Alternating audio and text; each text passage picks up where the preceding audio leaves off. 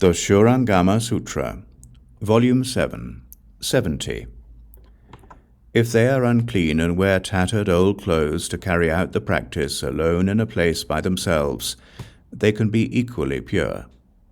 Even if they do not set up a platform, do not enter a way place, and do not practice the way, but recite and uphold this mantra, their merit and virtue can still be identical with that derived from entering the platform and practicing the way. If they have committed the 5 rebellious acts, grave offences warranting unintermittent retribution, or if they are bhikshus or bhikshunis who have violated the 4 parajikas or the 8 parajikas after they recite this mantra, even such heavy karma can dispense after they recite this mantra, like a sand dune that is scattered in a gale, so that not a particle of it remains. Ananda, if beings who have never repented and reformed any of the obstructive offences, either heavy or light, that they have committed throughout infinite countless eons past, up to and including those of this very life, can nevertheless read, recite, copy, or write out this mantra, or wear it on their bodies, or place it in their homes or in their garden houses, then all that accumulated karma will melt away like snow in hot water.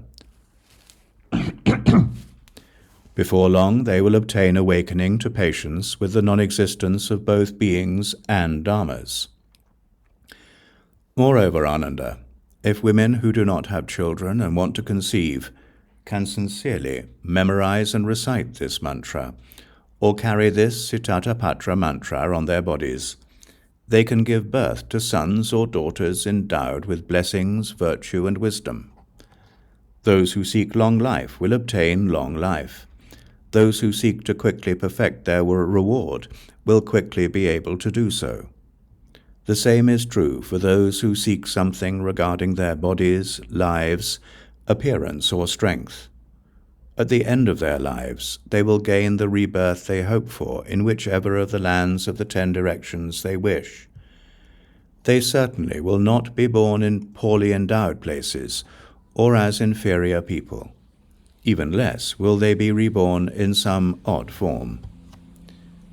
Ananda, if there is famine or plague in a country, province, or village, or if perhaps there are armies, brigands, invasions, wars, or any other kind of local threat of danger, then by writing out this holy mantra and placing it on the 4 city gates, or on a chaitya, or on a dvaja, by instructing all the people of the country to venerate the mantra, make obeisance to it, revere it, and single-mindedly make offerings to it, by instructing all the citizens to wear it on their bodies or to place it in their homes, and then all such disasters and calamities will completely disappear.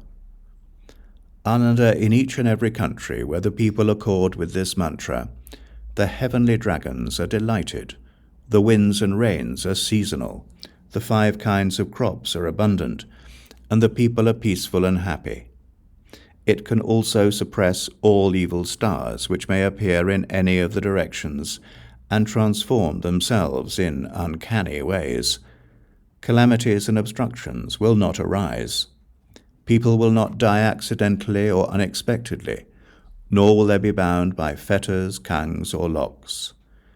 Day and night they will be at peace, and no evil dreams will disturb their sleep. Ananda, this Saha world has 84,000 changeable and potentially devastating evil stars. 28 great evil stars are the leader, and another 8 great evil stars are the rulers.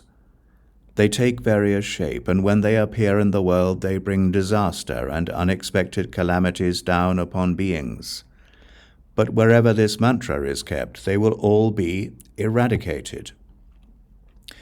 A boundary will be secured for 12 yojanas around, and not evil calamity or misfortune will ever encroach upon it.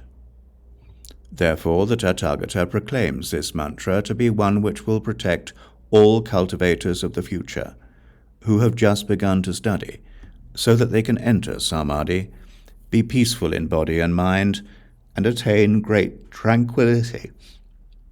Even less will any demon, ghost, or spirit, or any enemy, calamity, or misfortune due from former lives that reach back to beginningless time, or any old karma or past debts come to vex and harm them. As to you, and everyone in the assembly who is still studying, and as to cultivators of the future who rely on my platform and hold the precepts in accord with the Dharma, who receive the precepts from pure members of the Sangha, and who hold this mantra heart without giving rise to doubts, should such good men as these not comprehend their minds in that very body, then the Tathagatas of the 10 directions have lied. When he finished this explanation, measureless hundreds of thousands of Vajra power knights in the assembly came before the Buddha, placed their palms together, bowed and said to the Buddha, "With sincere minds we will protect those who cultivate body in this way, according to what the Buddha has said." Then the Brahma king, the gods Shakra, and the 4 great heavenly kings all came before the Buddha, made obeisance together, and said to the Buddha, "If indeed there are good men who cultivate and study in this way, we will do all we can to earnestly protect them, and cause everything to be as they would wish throughout their entire lives." Moreover, measureless great Yaksha generals, Rakshasa kings, Putana kings, Kumbhanda kings, Pishacha kings, Vinayaka, the great ghost kings, and all the ghost commanders came before the Buddha, put their palms together, and made obeisance. We also have vowed to protect these people and cause their resolve for body to be quickly perfected.